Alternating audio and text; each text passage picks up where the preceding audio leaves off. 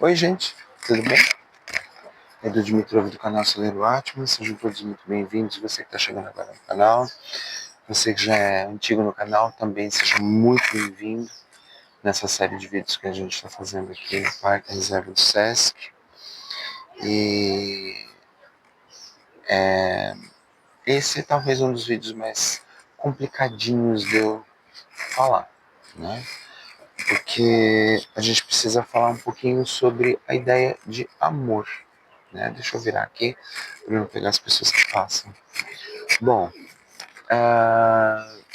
nós somos de uma egrégora que trabalha com ferramentas de desenvolvimento espiritual e espiritualista, né?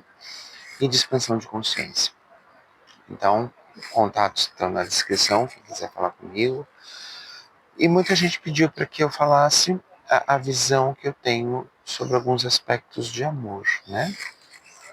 Então a gente vai falar um pouquinho hoje para que a gente possa abordar reflexões sobre amor, né?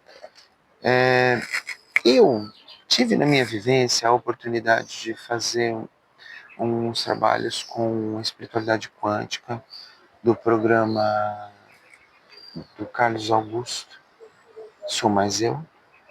Eu confesso que foi um trabalho fascinante, chama-se Protagonista. E eu tive a oportunidade de me conectar com esferas de mentores de até a 12ª dimensão. E eu confesso para vocês que o amor que existe lá, as pessoas falam, não, eles são frios. Não, eles não são frios. Eles amam de forma livre. O amor deles é uma forma muito liberta, é uma forma, não é doentia, não é triste, não é possessiva. Nós temos um amor de posse na Terra. Nós temos posse sobre o amor que nós sentimos, tanto por filhos, como os relacionamentos afetivos, mas toda forma de amor, de um modo geral, a gente acaba trabalhando muito a posse aqui na Terra. E quando eu me conectei com essas esferas superiores e eu pude perceber o quanto esse amor livre é solto, leve, sem peso, sem amarra, a gente começa a entender também um pouco dessa potencialidade do amor na Terra. Porque o amor nosso na Terra, embora possessivo, é um amor que é muito vibrante quando ele é real. Ele é muito verdadeiro. Peço desculpa a vocês, eu estou num parque onde deveria haver silêncio e as pessoas não colaboram. Mas enfim, né? Cada um dá o que tem de melhor. Voltando, então vai ter interferência de fala na nossa conversa. Então, quando você se depara com a chance de compreender esse amor de uma forma muito mais evoluída, muito mais abrangente e sem apegos, você percebe que a nossa forma de amar, ela é bonita, ela é sincera, ela é verdadeira, quando realmente é verdadeira. Ela tem um potencial incrível. E esse potencial dessa arte de amar se desenrola em tudo aquilo que você faz. É onde se diz na psicanálise, né, que quando a pessoa está amando, ela está numa fase, como é que se coloca, e me faltou. É como se ela estivesse fora do seu sentido natural. Porque é muito forte, ela está totalmente envolvida sobre os seus afetos. Tá, muito bem. Feito essa abertura sobre essa ideia de amor, eu entendo que uma das nossas maiores potencialidades na Terra é entender o amor. Principalmente o amor incondicional. Aquele que não tem barreira, aquele que não tem obstáculo, que não coloca que a pessoa ou o outro numa situação em que se está preso. Mas quando a gente vai falar de amor hoje, com os conceitos que eu tenho, com a ideia e com o que eu falo com os mentores sobre essa espiritualidade mais livre, sem dogmas efetivamente, a gente vai esbarrar na ideia da carência. Por que é que eu prendo o outro?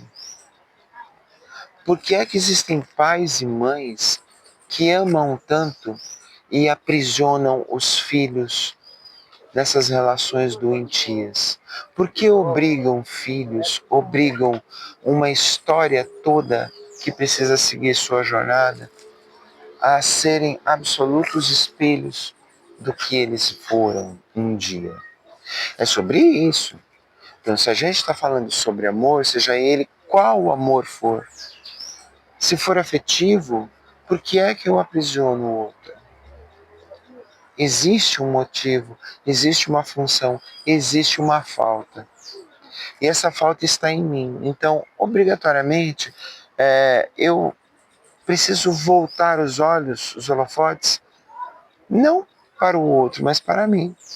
Porque quando eu tenho a ideia de amor, realmente na minha concepção, vejo que espelhamos no outro, ou captamos no outro, aquilo que reflete aquela falta que estamos precisando compor em nós. Mas isso para muitas pessoas é chamado de metade. Eu, hoje, entendo como complementação. Então, aquilo que de repente possa ser uma fraqueza minha, ou algo que não seja tão,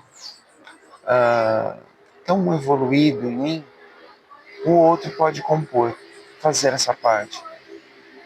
A existência do outro pode compor. Né? Então, as pessoas que estão principalmente abertas consigo mesmas, elas vão entender que o outro não é uma obrigação, ele não é uma metade, ele não é parte de alguma coisa. Ele é alguém com sua existência, com a sua universalidade, com o seu entendimento sobre a vida, com as suas bagagens sobre a vida, o seu certo e o seu errado, que podem divergir com o seu, mas isso em tese não afeta. Então, olhar para a figura do amor, seja ele em qual posicionamento for, hoje requer de mim um entendimento de que eu não preciso de partes, não preciso de metades. Eu preciso estar o máximo alinhado comigo, descobrir em mim o que é potencial, o que é dor, o que é dificuldade, o que é sofrimento, para que a partir daí eu possa expandir. E aí essa relação ganha corpo. E essa relação vai ganhar uma forma. E os dois vão então complementar novos projetos, novos entendimentos sobre a vida. Porque você imagina, se um amor doentio, possessivo, é capaz de coisas maravilhosas, imagina duas pessoas que realmente se amam e encontram em si uma conexão poderosa. Do que são capazes essas pessoas para fazer por amor, pela coletividade, sabe? Por algo maior. Ou até mesmo dentro do universo da sua própria vida, da sua missão em si, né? O outro, se vier com a ideia de que ele pode te ajudar naquilo que em você é mais, não é falho, não, a palavra não seria falho, o que é mais deficitário em ti, nossa, isso gera uma potencialidade incrível. E não importa em qual tipo de relação de amor nós estamos falando.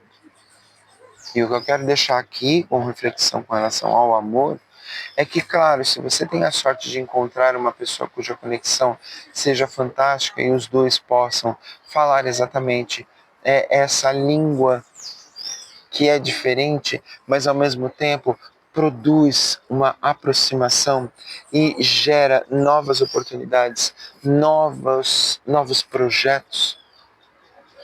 Gente, você então encontrou a pessoa certa.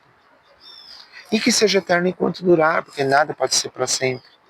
Às vezes pode haver situações em que a gente possa encontrar pessoas que sejam realmente essa ponte para seguir até o final juntos.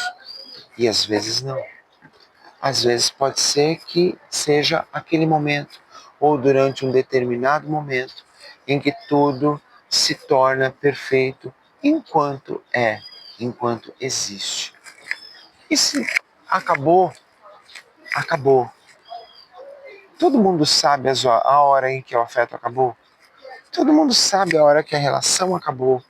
E todo mundo sabe a hora que você está ao lado de uma pessoa e que você efetivamente envelheceu ao lado dela e compreendeu que não é metade. Não é, sabe, não é algo vazio.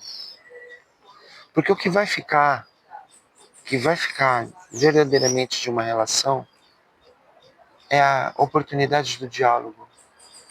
É a única coisa que vai sobreviver ao tempo, a todas as mazelas, as dificuldades que existirem entre as partes.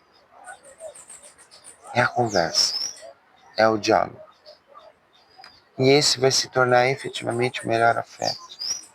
Nietzsche, parece que, salvo engano, foi Nietzsche que diz que pergunte-me se daqui 20 anos eu vou querer continuar a falar com você.